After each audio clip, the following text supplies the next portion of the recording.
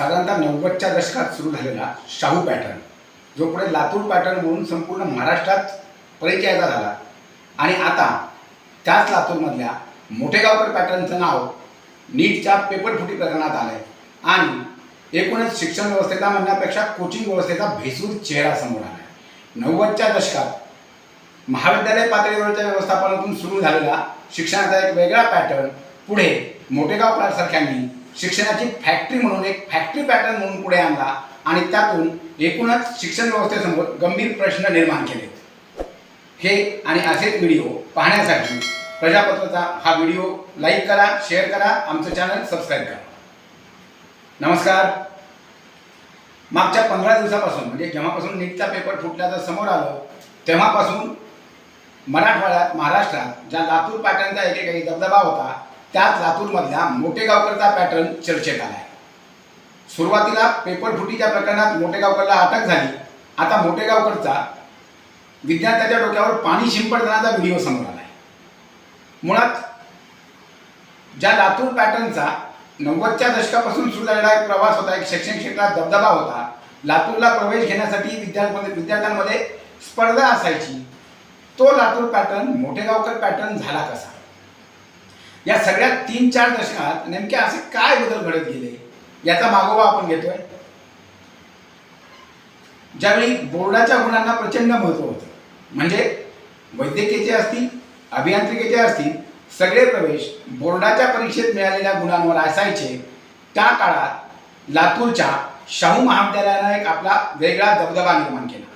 साधारणतः 90च्या दशकापासून म्हणजे 90च्या दशकात जी शिक्षण मंडळाची गुणवत्ता यादी असायची, मधल्या काही काळात आता मागच्या काही वर्षात ती गुणवत्ता यादी बोर्डानं बंद केली आहे, त्या गुणवत्ता यादीत बहुतांश विद्यार्थी शाहू विद्यालयाचे यायचे आणि तिथून पुढे खऱ्या अर्थानं शाहू पॅटर्न हा पॅटर्न महाराष्ट्राला माहीत झाला। 10वीच्या परीक्षेत जे विद्यार्थी गुणवत्ता यादीत झळकायचे मराठवाड्यातले बहुतांश विद्यार्थी त्यावेळी शाहूला प्रवेश घ्यायचे। शाहू महाविद्यालय हे त्या काळातलं शिक्षण क्षेत्रातलं चलनी नाणं बनलं होतं। अर्थात त्यामागे त्या महाविद्यालयाची मेहनत, त्या महाविद्यालयाचे शिस्तबद्ध प्रयत्न हे कारण होतं। शाहू पॅटर्न हा कोचिंगचा पॅटर्न नव्हता। शाहू पॅटर्न काय होता तर सकाळी 8 वाजता जे महाविद्यालय सुरू व्हायचं ते सायंकाळी 5 वाजेपर्यंत चालू असायचं, म्हणजे महाविद्यालयीन शिक्षणाचे तास या महाविद्यालयानं वाढवले होते।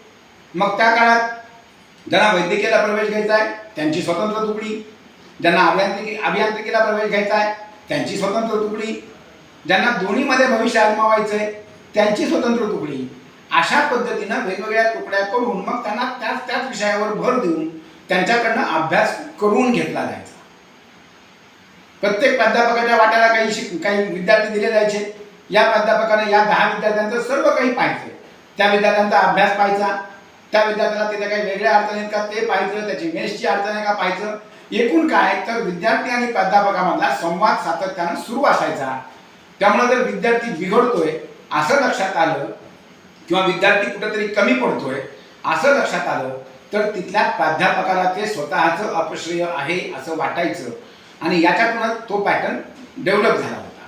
केवळ शाहूच नाही, ज्यांना शाहूमध्ये प्रवेश मिळत नाही त्यांना दयानंद महाविद्यालय होतं।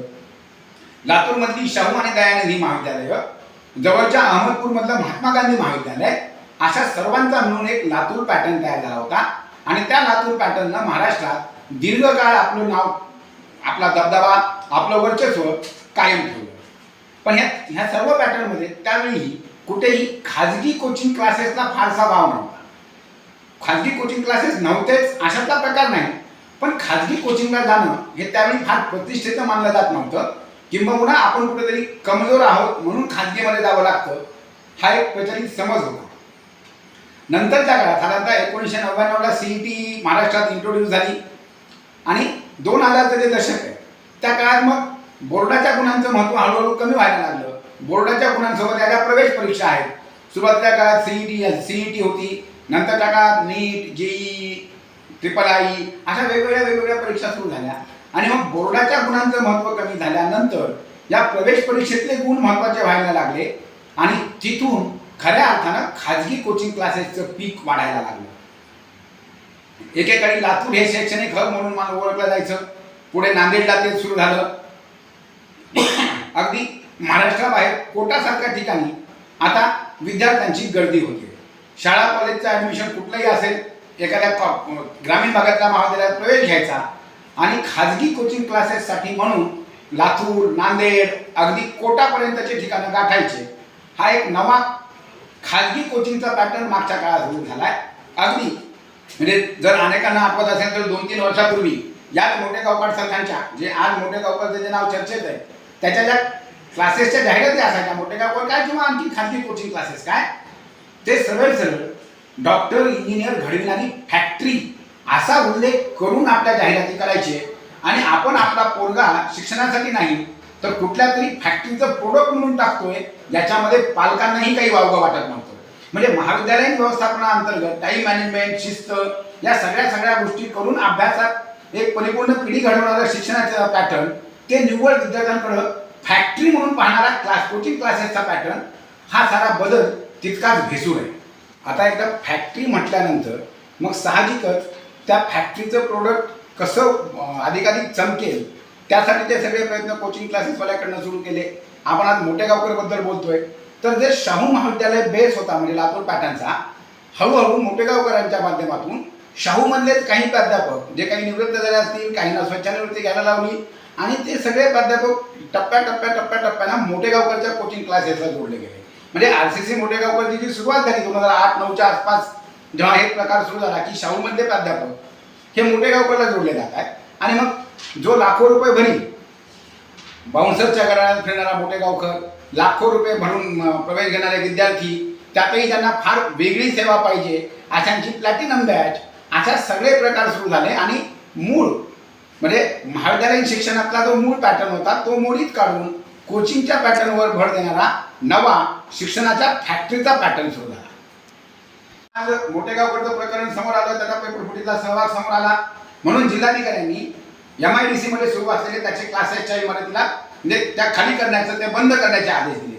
पण मुळात MIDC मध्ये, औद्योगिक वसाहतीमध्ये कोचिंग क्लासेसचं जाळं उभं कसं राहतं? मग आतापर्यंत प्रत्येकाला कोचिंग क्लासेस हा एखादा मोठा उद्योग वाटत होता का, की औद्योगिक वसाहतीत ज्याला जागा मिळाली? मग ही जर मानसिकता असेल की आपण कोचिंग क्लासेसच्या माध्यमातून फॅक्टरी चालवतोय, या मानसिकता जर एकदा डेव्हलप झाल्या तर त्यातून पेपर फुटीपेक्षा वेगळं काय निघणार आहे, हा मोठा प्रश्न आहे.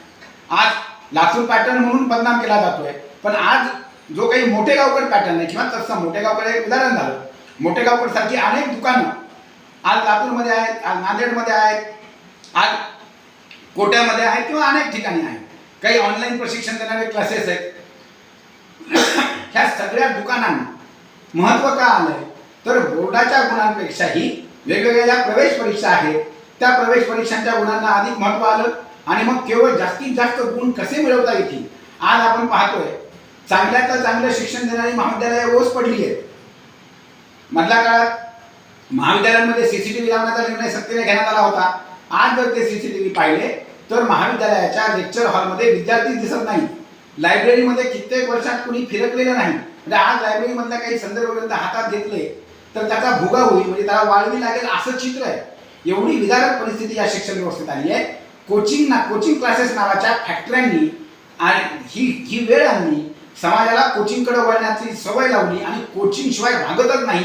या टप्प्यावर एकूणच समाज व्यवस्था, शिक्षण व्यवस्था आणून ठेवली आहे. आणि इथूनच खऱ्या अर्थानं एकूणच शिक्षण व्यवस्थेचा कडेलोट व्हायला सुरुवात झाली आहे. आता आणखी खाली किती कोसळायचंय, आणखी किती घरंगळत जायचंय याचा विचार समाज व्यवस्थेनं करायचा आहे. कारण मोठेगावकर सारख्यांना आपली दुकानं चालवायची असतात, कोचिंग क्लासेसवाल्यांना आपल्या फॅक्टऱ्या चालवायच्या असतात.